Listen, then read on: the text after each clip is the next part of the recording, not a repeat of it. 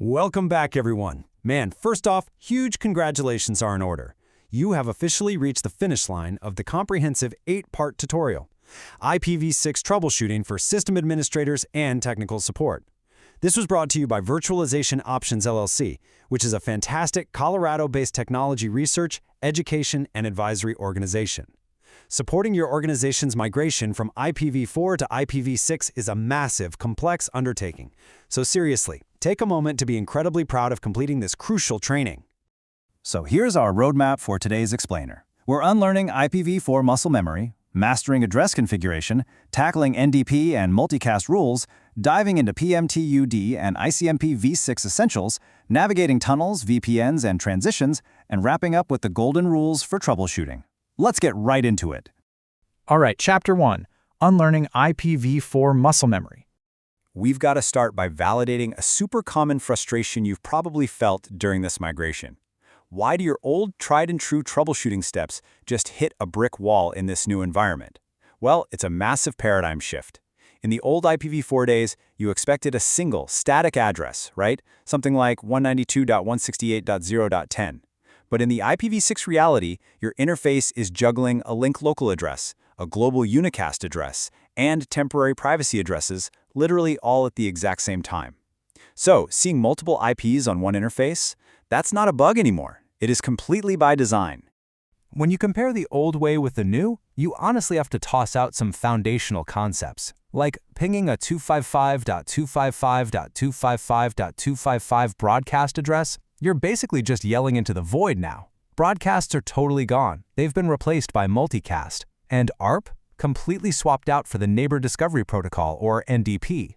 Oh, and NAT is pretty much absent now because every single device is potentially globally routable. That alone completely flips your firewall designs and security assumptions on their head.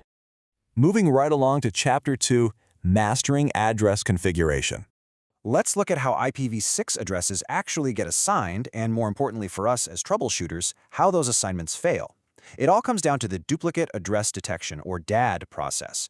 When a host wants an address, it sends out a neighbor solicitation for a tentative address. If another host responds, bam, you've got a conflict. The address gets flagged as DAD failed.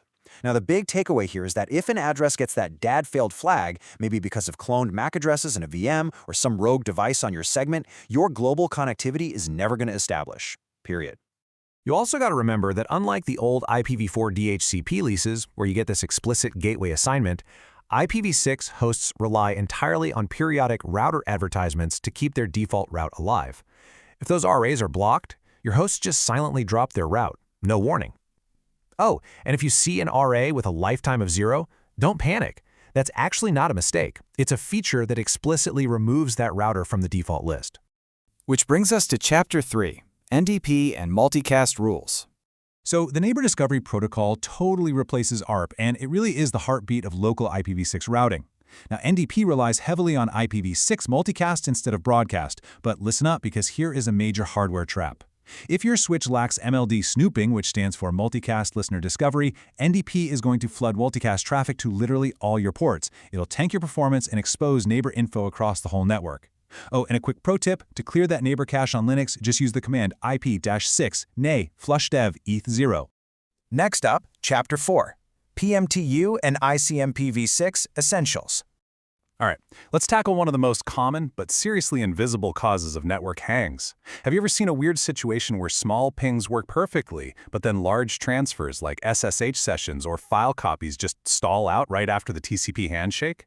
Well, this step-by-step failure loop shows exactly how PathMTU discovery breaks when a firewall is misconfigured. Basically, the source sends a large packet, a router downstream hits an MTU limit, and then it generates an ICMP v6 type 2 packet too big message. But here's the kicker, your firewall blocks that type 2 message. So the source never finds out it needs to send smaller packets, and the connection just hangs there forever. You are going to want to burn this matrix right into your brain. Your firewalls absolutely must permit these specific ICMPv6 types for PMTUD and NDP to actually function. In the IPv4 days, you might have just dropped all ICMP traffic and called it security. In IPv6, you literally cannot do that. You have to permit type 1 for unreachable, type 2 for packet too big, type 3 for time exceeded, and types 133 through 137 for NDP messages. So how do you actually diagnose this? Well, you can easily spot a PMTU black hole if a standard tiny ping works, but this specific 1400-byte ping command fails. Forcing that 1400-byte payload basically creates a large packet on demand, which instantly exposes any MTU bottlenecks or overly aggressive firewalls hiding in your path. And that leads us to the absolute most vital lesson of this whole tutorial. Quote, never block ICMPv6 entirely. Honestly, if you only take away one unbreakable rule from this entire explainer today, let it be this non-negotiable fact. ICMPv6 is fundamental to how IPv6 operates. It is not an optional feature, guys. All right, Chapter 5, Tunnels, VPNs, and Transitions. In the somewhat messy reality of modern networks, where IPv4 and IPv6 awkwardly bump into each other, you're going to be relying heavily on NAT64 and DNS64. But you have got to watch out for legacy applications that hard-code IPv4 literals. Like if an app specifically asks to connect to 1.2.3.4, that completely breaks the NAT64 and DNS64 transition mechanisms because it totally bypasses DNS synthesis.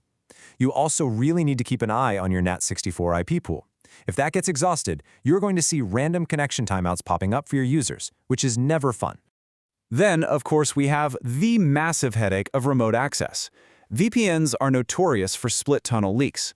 This is where IPv6 traffic just bypasses your legacy IPsec clients entirely, which exposes the user's real IP and completely dodges your corporate security. Not great.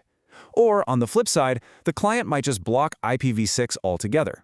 To fix this stuff, you have to explicitly configure your VPN to tunnel IPv6 traffic by pushing a default route, which you'll see represented as /0. Finally, Chapter 6, The Golden Rules for Troubleshooting. To distill all the wisdom from all 8 chapters of the Virtualization Options tutorial into your daily practice, you just need to follow these golden rules. First, remember that a dual-stacked failure might be completely invisible to an end user if their browser just silently falls back to IPv4. So always test your protocols independently using curl-6 and curl-4. Second, document your delegated prefixes from your ISP so you know exactly when an upstream change breaks your static configs. And lastly, trust your training. Seeing multiple addresses on a single interface is completely normal behavior now. Please don't try to fix a link local address just because it's sitting next to a global one. So, pat yourself on the back one more time for upgrading your diagnostic toolkit and knocking out this virtualization options course. But leave with this thought: your IPv4 muscle memory is officially retired. Are you fully prepared to face the new network reality tomorrow? The knowledge is yours now. It's time to apply it. Thanks so much for joining this explainer, and good luck out there.